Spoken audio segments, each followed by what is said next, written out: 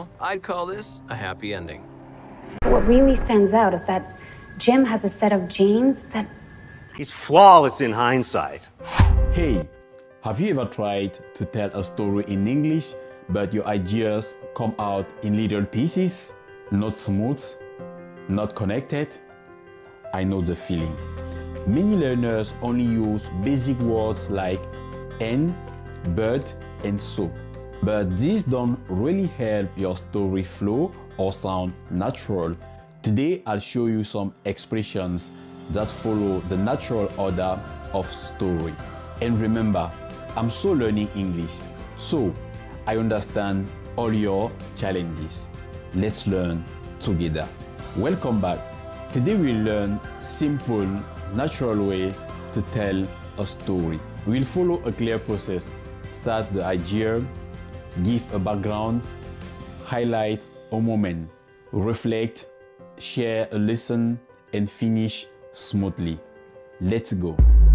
Number 1, what comes to mind is, this phrase helps you start your story in soft and natural way. It shows that you are remembering something right now and you want to share it. Example, what comes to my mind is a time I got lost in a new city. What comes to mind? Andrew, what comes to mind when you think of Christmas? Well, what comes to mind in this hypothetical case? Number 2, to give you some background. This expression helps you set the scene. It tells the listener before the main story, here's what was happening. It makes your story clearer and easier to follow. Example, to give you some background, I had just moved there and didn't know the street yet. Before Detective Sella gets here, I'd like to give you some background information, okay? To give you some background, I'm chief executive of Robin Hood. I just want to give you some background on some of your guests here. Number 3, what really stands out is, this phrase helps you show the important part clearly. It adds emotion and keeps your story interesting. Example, what really stands out is how friendly the people were. What really stands out is that Jim has a set of genes that... But as I said prior to this, the speed of physique is what really stands out. The sequence was real good, but those dolly shots in the trenches, that's what really stands out about this. Number 4, looking back, looking back. This expression shows reflection.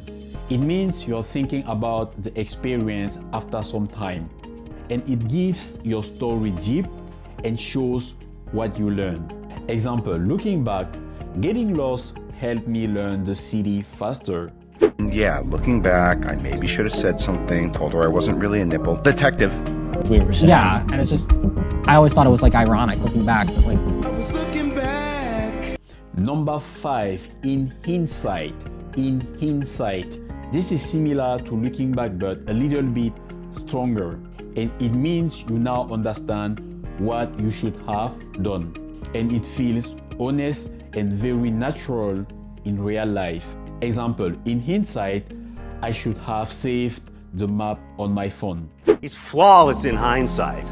In hindsight, we would have done things differently.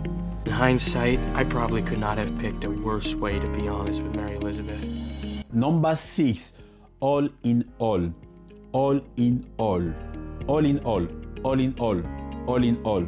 This is a smooth, simple way to finish your story. It means overall, or when I look at everything together. Example, all in all, I turned into a great day. So these expressions help your English flow naturally and make your story easier to follow.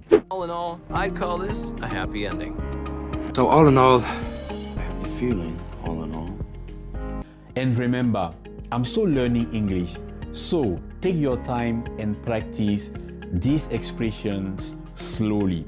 If this video helped you, don't forget to like and subscribe to my channel for more English expressions or for more English lessons.